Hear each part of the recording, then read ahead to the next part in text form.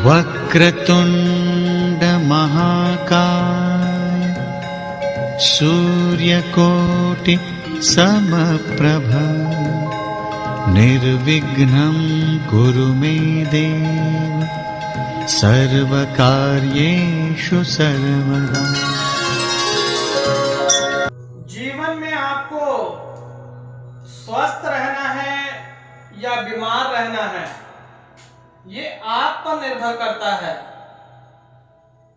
जैसा आप सोचेंगे वैसे ही बन जाएंगे। अगर प्रसन्न रहेंगे, ये साइंस भी आज मान चुका है कि आप 24 आवर्स बिल्कुल रिलैक्स रहिए, दिमाग पर टेंशन ना डालिए, तो आपका दिमाग 100% वर्क के लिए दोबारा तैयार हो जाता है। अगर आप डिप्रेशन में रहेंगे, टेंशन लेंगे, चिंता करेंगे, तो लकड़ियों का ही भार बढ़ाएंगे। जितनी ज्यादा चिंता करेंगे, उतनी ही जल्दी चिता के पास पहुंचने के लिए तैयार रहें। और जो लोग मोटे लोग हैं, अगर वो दुबले होना चाहते हैं तो थोड़ी चिंता बढ़ा लें, अपने आप दुबले हो जाएंगे। कई बार मोटे भी हो जाते हैं। लेकिन जीवन में स्वस्थ रहना बहुत महत्वपूर्ण है। स्वस्थ रहने के लिए आप साइकिलिंग कीजिए, स्विमिंग कीजिए, फुटबॉल खेलिए, वॉलीबॉल खेलिए, टेनिस खेलिए, जो आपका दिल करे वो खेलिए। लेकिन फिट रहना चाहते हैं, 100% अपने दिमाग का यूज करना चाहते हैं, तो अध्यात्म कीजिए। अध्यात्म में इतनी बड़ी शक्ति है कि जीते जी आपको पूरे ब्रह्मांड के दर्शन हो जाएंगे, प्रभु से मिलन हो जाएगा, बैकुंठ धाम के भी दर्शन हो जाएंगे। जिस प्रकार से आकाश गंगा में चांद, तारे, सूरज हैं, उसी प्रकार से हमारे अंदर भी पूरा ब्रह्मांड बसा हुआ है। लेकिन इसको देखने के लिए हमें तीसरी आंख खोलनी पड़ेगी। सबके पास होती है तीसरी आंख। आप लोग सोच रहे होंगे कि सिर्फ महादेव जी के पास थी। बिल्कुल गलत बात है। तीसरी आंख सबके पास है। जहां पर ये टीका है, यहीं पर तीसरी आंख विराजमान है। लेकिन ऐसे नहीं खुलेगी। चिंता से जब तक आप मुक्त नहीं होंगे, तब तक तीसरी आंख का द्वार नहीं खुल सकता। खुश रहना सीखिए, एक्टिव रहना सीखिए। तीसरी आंख, सुबह प्राणायाम कीजिए, ध्यान लगाइए। आप किसी भी धर्म के हैं, किसी भी गुरु को मानते हैं, एक छोटा सा काम कीजिए, मुंह बंद कीजिए और लंबी सी सांस लीजिए। करना एक छोटा सा कार्य।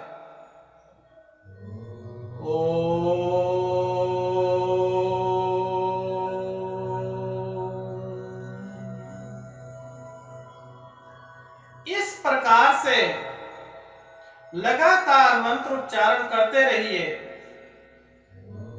कम से कम 21 दिन के उपरांत आपकी तीसरी आंख का द्वार खुल जाएगा। तीसरी द्वार के आगे आपको बहुत बड़ा प्रकाश नजर आएगा। लगभग 6 महीने साधना करने के बाद आपको मेडिटेशन से उस द्वार को पार करना है। उस द्वार को जब आप पार कर लेंगे तो जीवन मरण के चक्रव्यूह से भी आप छूट जाएंगे। ध्यान अध्यात्म में इतनी शक्ति है कि निरंतर आप ध्यान अध्यात्म करेंगे, आपके चेहरे पे चमक रहेगी। भले ही आप 80 के क्यों ना हो जाए, आपके दिमाग में तेज रहेगा, तीव्र गति से काम करेंगे, जन कल्याण के लिए आप तत्पर तैयार रहेंगे। अब आप कहेंगे, क्या हम लोग जीवन में सांसारिक सुख भोगते हुए भी ध्यान लगा सकते हैं? बिल्कुल लगा सकते हैं। अगर आप आगे जीना चाहते हैं तो,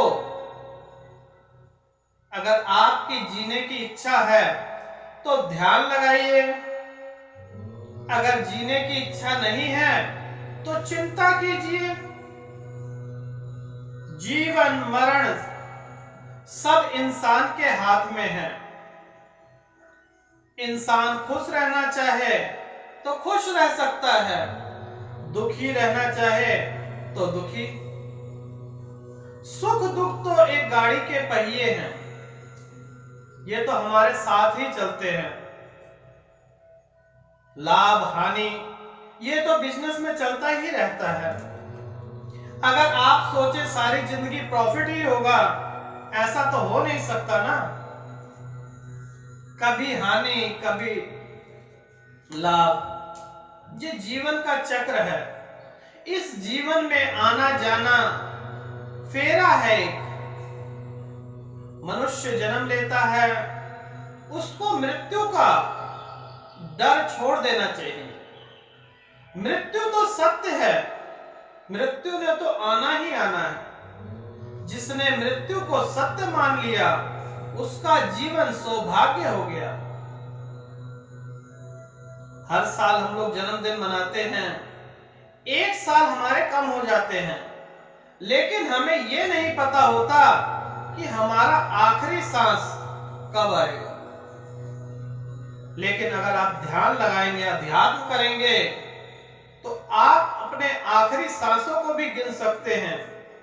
इतने ज्ञानी हो जाएंगे।